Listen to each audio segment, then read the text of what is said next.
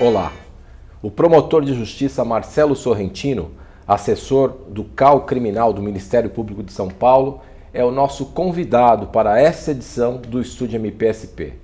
Doutor, satisfação em recebê-lo aqui para a nossa conversa. Satisfação é nossa. Eu gostaria de tratar com o senhor de um tema bastante relevante que tem ocupado o debate público aí no país, que é o pacote anticrime que foi enviado para o Congresso Nacional pelo Ministério da Justiça. Um dos pontos trata da elaboração de um banco genético, vamos dizer assim, né? Sim. Das pessoas que cumprem pena nos estabelecimentos prisionais. Qual que é a posição do Ministério Público acerca desse ponto especificamente, doutor? Muito importante essa iniciativa do Ministério da Justiça em relação à questão da coleta do perfil genético de condenados. Nós precisamos fazer uma breve regressão sobre esse tema para a gente entender o porquê que isso é importante, Cláudio. Certo. Desde 2012, a Lei de Execução Penal foi alterada, seu artigo 9º-A, e passou a ter a prescrição no sentido de que todo condenado por crime doloso praticado com violência grave contra a pessoa ou condenado por crime hediondo, obrigatoriamente deve ser submetido à identificação do perfil genético pela técnica do DNA. Certo. Esse dispositivo, portanto, está na lei desde 2012, mas infelizmente não vinha sendo aplicado a contento, pelo menos no estado de São Paulo.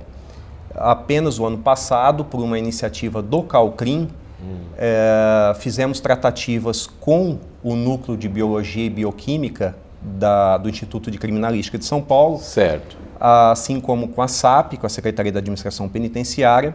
Estabelecemos que fosse feito um projeto piloto numa penitenciária de Itaí, que abriga presos condenados por crimes sexuais.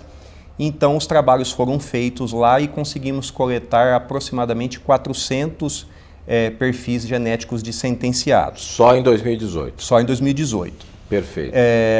Existe um cronograma de trabalho agora a ser desenvolvido, nós estamos acompanhando, fazendo reuniões periódicas com o Instituto de Criminalística, e em 2019 a meta entre março e novembro é que sejam coletados mais 8.750 amostras de perfis genéticos de presos condenados por crimes sexuais que estejam em regime fechado ou semiaberto no estado de São Paulo. Mas isso tudo com base no que já existe na lei? Com base no que já existe na lei desde 2012. Certo. O que nós podemos considerar de favorável na nova sistemática que o Ministério da Justiça propõe através da alteração da lei, como você mencionou.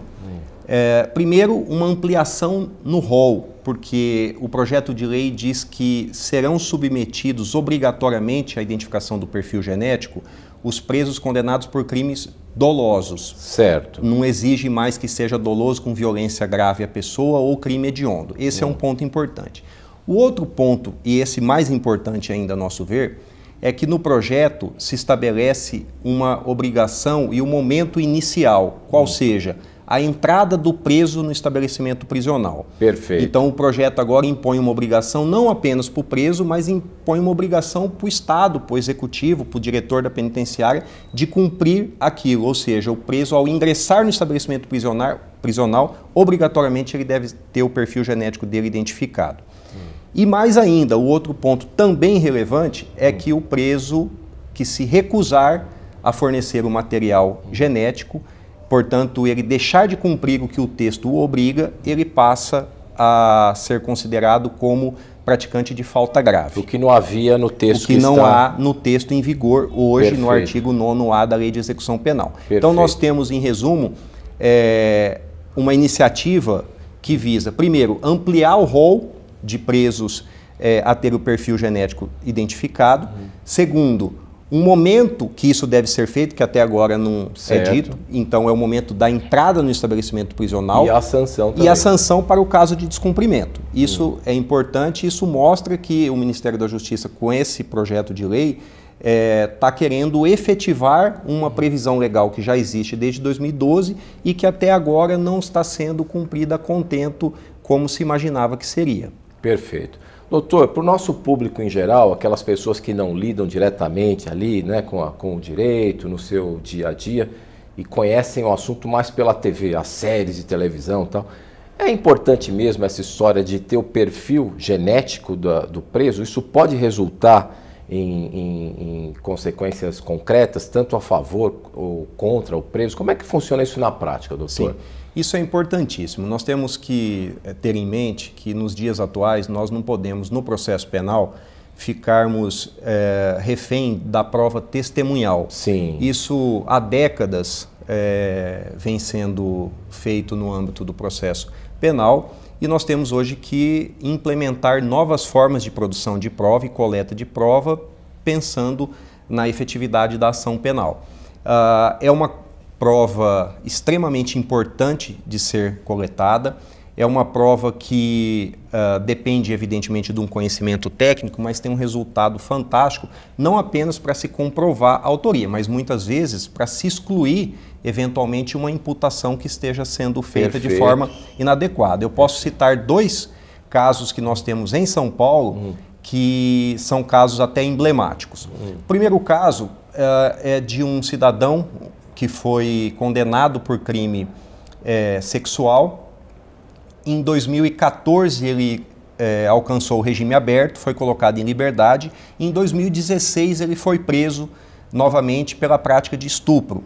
Naquela oportunidade, a Polícia Civil havia identificado 10 vítimas desse sujeito, 10 vítimas de crimes sexuais. Certo. Coletado o material genético dele, a prova técnica e confrontado com o banco de dados do Instituto de Criminalística, isso acabou importando na acusação e na descoberta de outros 10 casos. Nossa. Portanto, esse sujeito hoje, ele responde a 20 casos de crime sexual praticados de 2014 a 2016. Perfeito. Não fosse essa prova do 10 crimes estariam... genético, 10 crimes provavelmente estariam sem solução, crimes gravíssimos. Perfeito. De outro lado, nós temos também um caso emblemático aqui em São Paulo, de um sujeito que estava sendo acusado por 8 estupros e, detalhe, nesses 8 crimes, durante a investigação ele havia sido reconhecido por essas 8 vítimas, coletado o material genético dele, feito os confrontos necessários pelo Instituto de Criminalística, detectou-se que 5 das vítimas não haviam sido estupradas por ele. Essas 5 vítimas haviam sido estupradas pelo mesmo homem, que ainda não está identificado, mas este homem não se trata desta pessoa. Perfeito. Então, de 8 crimes, a coleta do material genético foi passível de exclusão de 5 crimes que ele estava sendo acusado, inclusive com reconhecimento pelas vítimas. Então, é uma prova que tem um caráter excepcional, serve para comprovar a prática de crimes e muitas vezes serve até para se evitar a prática de injustiça. Esses 2 casos que o senhor acaba de citar ilustram bem a relevância da prova científica. Sim. E não só da prova testemunhal, não é? Exatamente. Doutor, outro ponto importante, pelo que o senhor falou da lei que já está em vigor e da proposta de alteração, o momento da coleta do material genético é no ingresso no estabelecimento penal. Sim. E como funciona, se é que isso é possível, a coleta do perfil genético no momento da audiência de custódia? Isso é possível, doutor?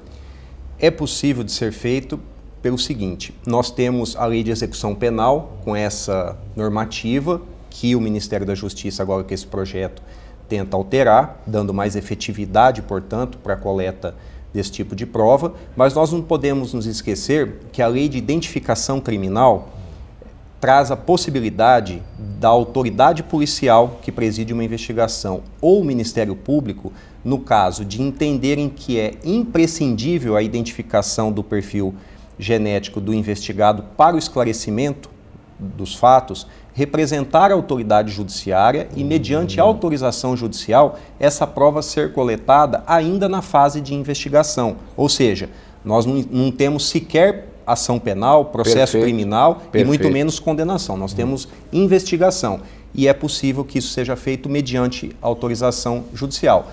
Pode ser feito eventualmente numa audiência de custódia, que o Ministério Público requer ao magistrado, ou pode ser feito no curso do inquérito policial antes do oferecimento da ação penal.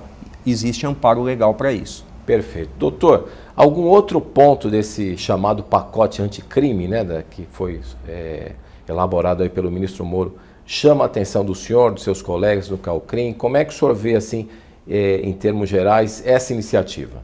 A iniciativa é muito boa, como o nosso procurador-geral já declarou várias vezes. O projeto merece o apoio, o projeto visa, de certa forma, melhorar a fase de investigação, a fase de processo penal e a fase de execução de pena. É um projeto que abarca várias alterações legislativas, de vários artigos, de vários diplomas legais e visa, juntando tudo, tornar mais efetivo o processo penal e, quando houver uma condenação, que a pessoa cumpra a pena de forma adequada. No entendimento do CALCRIM, fizemos inclusive um estudo geral sobre isso, já encaminhamos à Procuradoria-Geral de Justiça. No nosso entendimento, o projeto é muito bom e merece o apoio. Aliás, eu tenho notícia que esse estudo do CALCRIM já foi encaminhado para o Congresso Nacional pelo Procurador-Geral de Justiça. Exatamente. Doutor, uma grande satisfação recebê-lo aqui para a nossa entrevista. Agradeço muito a sua presença, assim como agradeço a sua audiência. Eu que agradeço. Até a próxima edição. Obrigado.